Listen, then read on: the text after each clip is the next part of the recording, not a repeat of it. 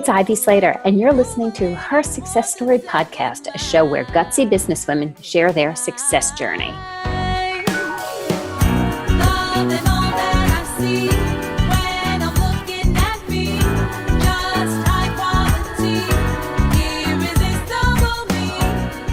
Hi, it's Ivy Slater, and welcome to Her Success Story. Today, I have the honor and pleasure to interview Allison Williams. Allison Williams is the founder of Williams Law Group that has reached so many accolades. I'll just touch on a few and you can read everything in her bio. But in 2019, I'll get that right. In 2019, Williams Law Firm was was part of the seminal 100 Award for founding one of the fastest growth companies among graduates of the Florida State University. When I'm referring to fastest growing companies, Allison Williams grew Williams Law Group 581% in the first 3 years. She's received Stevie Awards. She's part of the American Matrimonial Association. She is a leader and shaker among women attorneys and actually, period, amongst attorneys. Also, she has in 2019, she started a second company called Law Firm Mentor. So Allison is not a woman to sit idle. She is a woman who just gets things done. She's smart. She's ambitious. She's brilliant in her views on entrepreneurship, on her views on leadership, and what it takes to be successful. Welcome, Allison, and thank you for taking some time out of your incredibly busy day to join me today on Her Success Story. Thank you for having me, Ivy. I'm excited to talk to you today. So tell us, was it always your dream to be an attorney? I always say as we grow up in our early years, we have our dreams and then we have our goals that we go for. Was this something you always knew you were going to do? So I can't say it was something I always knew I was going to do. I didn't really decide to become an attorney until I was in high school. And I would love to say that I had some wonderful altruistic reason that I wanted to save the world or do some great things in the world. But really, I had the experience of having a high school instructor that made us act out the trial of Christopher Columbus. And several people saw that video and said I did a good job. So I said, okay, well, if I'm good at this, I might as well do this. And I'm told that lawyers make money, so I'll be able to support myself. That's kind of the dream. And that's kind of how I ended up pursuing it. So what drove you to go out on your own and start your own firm? I mean, that's there's one thing to go to law school and hunker down in a career and be part of, many great firms out there. What drove you to step out of that box and say, okay, I want to do this and I'm going to do it my way? Well, so I had a very successful career as an attorney before I decided to start my own law firm. And I was really frustrated. I had worked at 3 separate law firms, kind of a small matrimonial boutique. Family and matrimonial law is my area of expertise. And then I moved into a large law firm. And then I ultimately landed at a small general practice. And at the general practice, I had freedom. I was treated well. I have a lot of respect for the guys I worked for. But there really wasn't much vision for what they wanted to do. They were just kind of there working day after day. And I realized that I had the most impressive resume there. And I was making more money for the firm than other people, actually from cases that I brought to the firm. So I said, why am I handing myself over to be kind of pimped out, if you will, to my client base? I don't really understand why I'm doing that. So I ultimately decided that, for ego reasons, primarily, I decided I would leave. And then left and realized how traumatic an experience that was. Because unlike a lot of other solo attorneys, when I went out, I had 43 clients to come with me. So I immediately needed staff. I immediately needed supplies. I immediately had money and I had to manage the money and I wanted to just lawyer. And I didn't understand how much of my time was going to be devoted to the stuff of running and creating and sustaining and growing a business. So, okay, and that is so true for so many people who decide to, okay, you know what, I'm going to do this. I'm going to do this my way, right? What were some of the biggest obstacles you noticed when you got started, and how did you navigate them? So biggest obstacles included really finding the right people to do the work that you needed to do. And so much of that is centered on not just finding the right aptitude, but also finding the right attitude and finding people that wanted to do the same things in business that you did.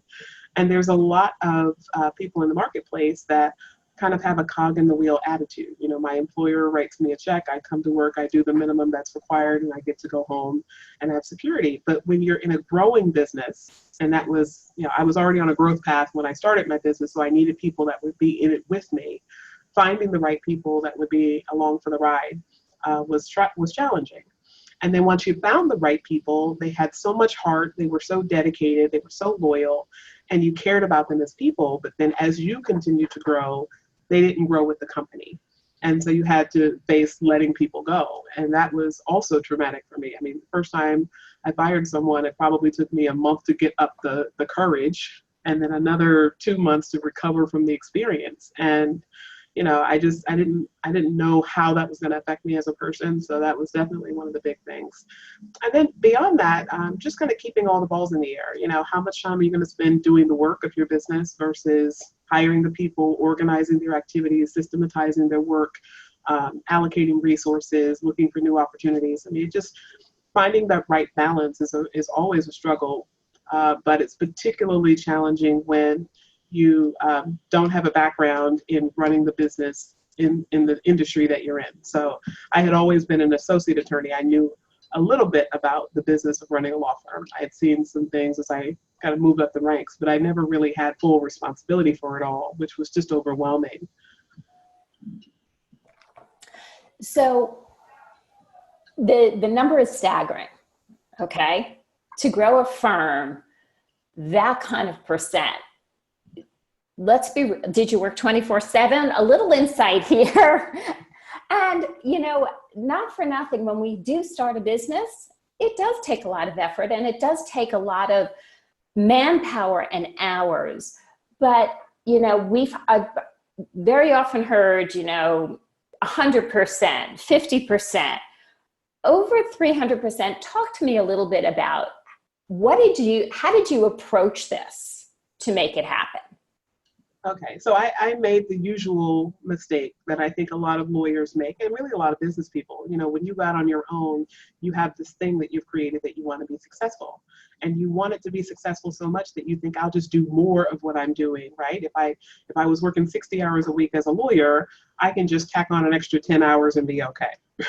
And first, the extra 10 hours became tolerable, and then it was not sufficient, so it became an extra 20 hours. And then before I knew it, I was working 80, 90 hours a week. And at the time, I lived 45 miles or so away from the office where I was situated, because when I first went out with a partner, and we, even after we separated, I kept our office space. So I'm living this great distance away from where I live, working this great distance from where I live. And I'm putting in a lot of hours, and, you know, kind of the rubber met the road, where one night I finally said, you know, I'm going to go home early at 7 o'clock. I was going to leave early, and I was going to come in late the next day at 8 o'clock in the morning and give myself a real night of sleep. And I was so psychologically excited about the prospect of actually getting a night of sleep that I kind of got in the car, and I'm driving like at breakneck speed, 90 miles an hour. And at some point, I woke up. I was about a quarter of a centimeter away from the guardrail. And I realized at that moment that owning a business was for the birds. So sometime when I pulled myself out of the car, thank God I wasn't injured, no one else was, kind of had my breakdown on the side of the road and said, you know, that's it. I'm going to just sell myself to the highest bidder. So I went out and got a very lucrative job offer from a very large law firm. And on my way to that place to sign the paperwork, I pulled over on the side of the road and said, I can't do this. I really want to create and sustain what I built. even though at that point it was only a few months old. And at that point, I realized I'm either going to have to find a way of making this work, or it's going to take me over and it's going to kill me. So the alternative was to get it under control. So I had to find a way to do that. And I started working with business coaches, and that really just turned things around dramatically in a relatively short period of time. So what are some of the things that you, in that aha moment, said, okay, I'm going to do, I was doing all of this and I thought I was doing all the right things. Now I'm going to do things differently to put myself on a success path. What were some of those key things that started shifting? Well, the first thing I had to accept was that I couldn't be everything to all people at all times. So the major thing was that I had to start delegating work, which means I had to hire people. So I immediately went Okay, stop right there. Hold on, because this is a teachable moment. You know, doing what I do for over 10 years now, one of the biggest obstacles we often see is the resistance to hire. So I want to go here for a minute before we go into the whole laundry list of things, is because that's really significant. And it's one of the most stifling things for so many business owners to get caught up in, is to stay in the I will do everything until I can. Mm-hmm. So when you made that decision, was it an easy decision for you to make? Was it a tougher decision? And what was the background there? Well, so there's a certain level of mental exhaustion that's set in by the point that I hired. So I would love to say that I came to the decision and just stepped into it, but I didn't. I kind of went kicking and screaming, and not so much because I wanted to hold on to the money of I do it myself and therefore I don't have to pay anyone for it. But really it was the idea that I hold on to what's important about me. So I very much had an alignment of my sense of self-worth was tied up in what I did for a living. And so the more lawyering I did and the better I was at lawyering, the more valuable I felt myself to be as a human being. So I had to let go of the work and recognize that giving someone else an opportunity to shine was not going to devalue me, minimize what I had created, or in any way affect, or it shouldn't affect my self-esteem. So that was number one. And then once you make the decision to hire someone, becomes the fear of taking care of them. So I had a very paternalistic view of the workplace, the same way that I think a lot of people have, which is I'm the boss. You know, that means I'm a leader. That means leaders eat last. So I got to make sure my employees are paid. And if that means there's not enough, then I'll just go off payroll and I won't eat. And oh my God, how am I going to do that? Now, you have to recognize the absurdity of that statement in that context, because at the time, you know, I had an extra $30,000 or $40,000 a month to quote play with, which means that unless I went out and hired, like, you know, the next Clarence Darrow, I was not going to run out of money to pay someone. But I had so much fear wrapped up in the am I going to make payroll, that I really was very resistant. And then aside from that, taking on the responsibility of nurturing someone's career. Because if I hired somebody younger and they needed the cultivation of the skills and the knowledge and the path to get to where I had gotten to in that point in my career, I knew that I was going to have to take that on. And I was very fearful that I wasn't going to be good enough for leading someone. So yeah, it took a lot to get there, but I finally got there when I realized that I wasn't going to be able to do it all. And if I didn't get a handle on it, I would reduce the quality of what I was offering to the marketplace. What else did you do that actually helped you start seeing entrepreneurship, leadership differently? That's a good question. You know, I didn't really make that shift until I had owned the business for a couple of years. I still pretty much saw myself as I've got too much work, which is good, right? So I can hire people to do the work and I'll just be one of the lawyers on my team. But I really started to think about it as I have to be more than just quote unquote a lawyer in the business when I started to hire lawyers that had more experience than I did, and lawyers that had a different set of skills than I did, because part of what happens when you have to lead people is that you have to step out of your own framework and see how you can motivate them and how you can manage them in a way that makes them their best selves, not in a way that you would have needed to be managed in order for you to be your best self. So kind of the critical example is that I was always a person that thrived on freedom. You know, the idea was you could put me in an office and give me far too many cases to handle and tell me you need me to work 80 hours. And I was fine with that as long as you didn't get in my face and tell me how to do it. Like, you know, I'm smart, I can figure this out. You can give me direction. I'm glad if you're available to ask questions, but I don't want to be micromanaged. And so I had that mindset when I hired people. Well, some people thrive in that type of environment. They very much need autonomy, they need freedom. Other people, if you just stick them in a room, give them some files and tell them, here's where the library is, go do your thing, they're going to bomb. And not because they're not smart and not because they're not capable, but because they're not wired the same way. They really need someone to kind of give them a global overview. They need to feel that there's someone watching them in order for them to feel safe enough to go and do what they have to do. And it took me a long time to figure that out. And the fact that there's so many different types of people on that bell curve between needing a lot of structure and needing no structure. And I had to figure out how to create a workplace that would serve all of them, even though I had a very significant orientation toward having no structure and just doing my own thing. And I would create my structure to be successful. That was difficult. And that still is honestly a challenge that I have, because I think I'm so hardwired to be the way that I am that I don't always instinctively think, what is the best way for this individual who needs to also be successful?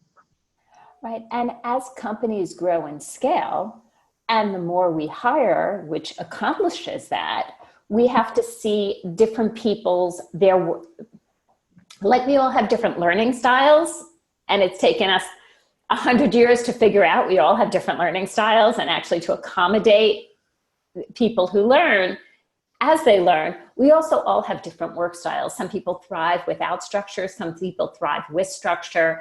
And as your teams and your companies grow, we have to know who we hire and how best to meet them. Absolutely. So what have been some of the surprises that have come your way? God, surprises. So many surprises. Probably one of the things that I would say is one of my greatest surprises is it sounds like a negative, but it actually is very much a positive, which is that people oftentimes need you to be harder on them than you are willing to be as a woman business owner. And between myself and a cadre of friends that I have that are all women attorneys that own law firms, as well as other business women, I find that we tend to want to keep that caregiving role, that sense of, I'm going to be kind to you, I'm going to nurture you. Yes, I'll hold you accountable, but I'm going to do that with a certain level of warmth and compassion. Oftentimes will override the desire that we will have and the need that our employees will have to really get after them. And so one of the perfect examples of that is that I had a lawyer on my team. She's now left the state with her family, but she had difficulty passing the bar exam. And part of the reason for that is that she lost her mother a couple of weeks before she took it the first time. So every time, she failed it, not surprisingly. And then every time that she'd sit down to study for it again, she had this roadblock. And I knew that she was exceptionally smart. I knew she was capable. And at some point she said, well, are you going to fire me? And I said, well, there's a role for you here. It's not the role that I think you should be living up to, but there's a role for you. I'm not going to terminate you, but I want you to invest yourself in getting this done. So a couple weeks before the next bar exam, it was maybe the fourth or fifth one, she came to me and said, I'm not going to take it next time. I didn't study hard enough. I'm not ready. And I told her no. And she said, what does that mean? And I said, that means you're either going to take it and pass it or you're fired. And she said, well, but you told me you were going to let me keep my job. And I said, well, I changed my mind. The answer is you're going to take it and you're going to pass it, or you're going to leave. And, there was all sorts of emotion that flooded her, and kind of a resigned sort of, well, I guess this means I've lost my job. And I said, well, does it mean that, or is that the meaning that you're giving to it? Like, are you just giving up on yourself? Is that all that you're worth? all this money you spent to go to law school, all this time that you invested, all the time that you weren't making the money that you could have because you had a job that didn't command your degree because you weren't using your degree. Is this really what you want to leave your life to be? And so anyway, we ended up having kind of a 2.5-hour coaching session, if you will, kind of digging up some of her reasons why. And at the end of it, she said, I don't know if I can do this. So I said, sleep on it over the week and come back to me on Monday. So she came back on Monday, said, I guess I'm resigning. And I told her, I don't accept your resignation. Now, of course, it's an at-will state. I couldn't keep her in the slavery role. There's no indentured servitude that I'm aware of. But nevertheless, we continued to talk about it. She ultimately committed that she would study. And this time she studied and she passed it. And, it was such a relief. But I remember there was a very clear, discernible anger, hostility, frustration at me by everyone in the office. Of course, she went and told her friends, oh my God, the boss is firing me if I don't pass it, and how mean could she be? And she told me I get to keep my job. So I had no friends in my office for the next 2 or 3 weeks. But then she passed it, and everyone understood why. And I said, sometimes I have to believe in you more than you believe in you. And that may mean that I have to be harder on you than you're ever going to be on yourself. But if you don't have that, you don't push yourself. And so I always look at that, and I love that. I love you sharing this story, is we have to stand up for people and stand for people, sometimes more than they're willing to stand for themselves. And we hold that space for them to step into. And you believed in her so much that you stood for her and stood for what you knew she was able to accomplish. And she looked, she passed it by approaching this in a different mindset than as she took it previously. She had a completely different mindset. Previously, she was in the mindset of her mother's passing. And every time she sat down for it, that came flooding back to her. You gave her a very different perspective, reason, and purpose. And when she sat down as that woman. Well, I want to give one caveat to that. I actually gave her the ability to see the purpose that was within her all along. That's right. Because I don't think she was allowing herself to really remember why she went to law school in the first place. She was just kind of mired in the thinking about it means I'm going to fail, and going in and being a failure means something greater in the grand scheme of life. But I had to remind her of why she got to law school and why she pursued it, and then she could really focus on what the goal was going to be, what she was going to create by virtue of using her degree. So I love that story. Thank you for sharing it. It's so insightful, and many of us, if not all of us, get stuck in something somewhere along the line. It doesn't matter if it's a personal thing, if it's a business thing. We get stuck. So that sharing that breakthrough and that different perspective is huge. So another question for you. One day, did you just go home at the end of the week and say, okay, so now that I have a really successful law firm, what am I doing next? I'll open another business. What drove you to open Law Firm Mentor? So kind of dovetailing off of the story of this particular associate, I coached this associate. And I really kind of had that mindset all along. It's always been about trying to help people be their best selves. And I've kind of always done that, whether it's lawyers that were calling me about child abuse cases, which is my area of expertise, what people know me for, or if it was people just asking me, how to do something in the business of law. I worked with a lot of different attorneys as a client of various coaching services. And so what happened was I grew my law firm to the point where it didn't really require me anymore. It took me about 5, sometimes 10 hours of a week. And the rest of the time I had nothing to do. So one could argue you always have things to do. You could always be scouting for more opportunities for the firm, but I really wanted my attorneys to start doing that on their own. And I didn't want to be the bottleneck that I don't want the firm to be omnipresent around me. I wanted it to be its own entity. And so it was kind of reaching that status. So I was kind of stuck, and I said, well, what do I really enjoy doing? How do I like to spend my time if I'm not at the office. And there are some people that would say, great, I'll go home, be with my kids, go to the beach. You know, I'm just not a leisure kind of person. I love to be working. And so I really thought about it. And over time, I just kind of fell into this habit of being online in various different lawyer groups on Facebook, on LinkedIn, and people would ask questions and I started giving advice. And what I found was that I had a little following, that people would tell me, oh my God, it's so clear when you explain this to me, and I understand it so much more. And I never knew why we did it this way in our profession, but I love that I understand that now. And so I really thought about it. And one of my coaches, David Nagel, who's been my wealth mindset coach now for 4 years, suggested that I should become a coach. And initially I was very resistant to that.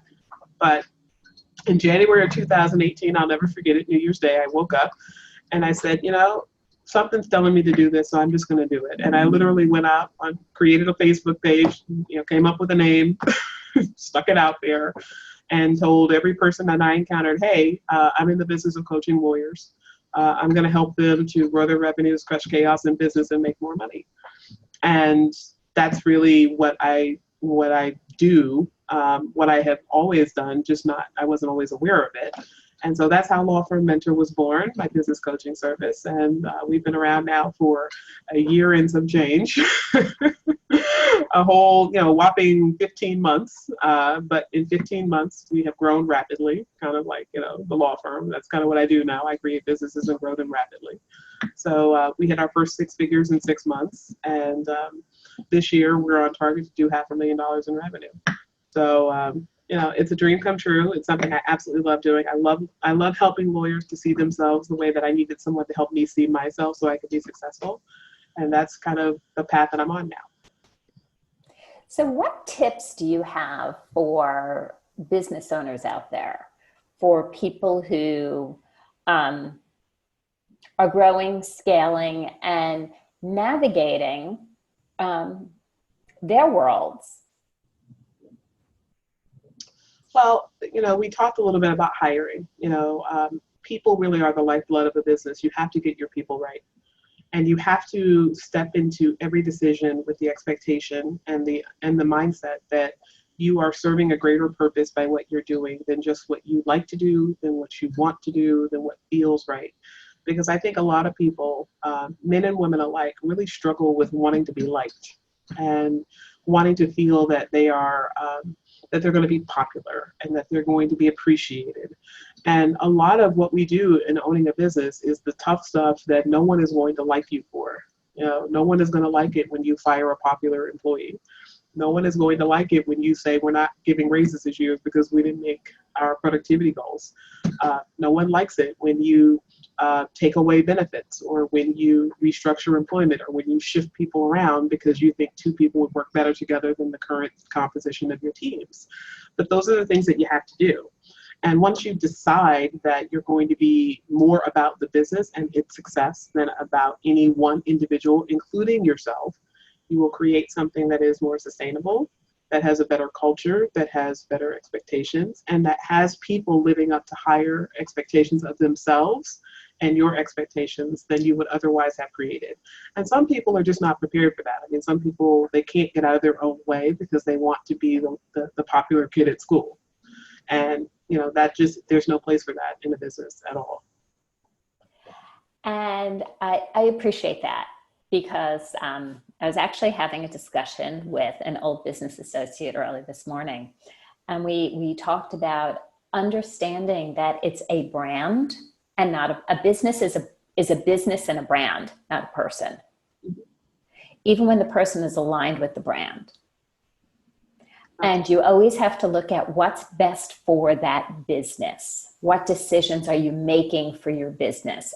In every decision we make as business owners, which are there a hell of a lot of them, is what is the best interest of the business, not what is the best interest of me. So I love you sharing that and really bringing that forth, because it is vitally, vitally important. So people can find you, Allison Williams, and Williams Law Group, Law Firm Mentor. In parting comments, what in What's one sentence you can give to women leaders? The one sentence I would give them is really my tagline, which is, in business and in life, you should never stop growing. Thank you. Allison Williams, Williams Law Group, law firm mentor. In one sentence, you should never stop growing. And I love it. I love it. Thank you for joining me here today at Her Success Story. For those of you who really enjoyed what Allison had to say, please leave us some notes underneath. Feel free to subscribe and have Her Success Story come into your inbox every Monday morning. Looking forward to seeing you for many more fabulous interviews, insight, and guests. Bye, everybody.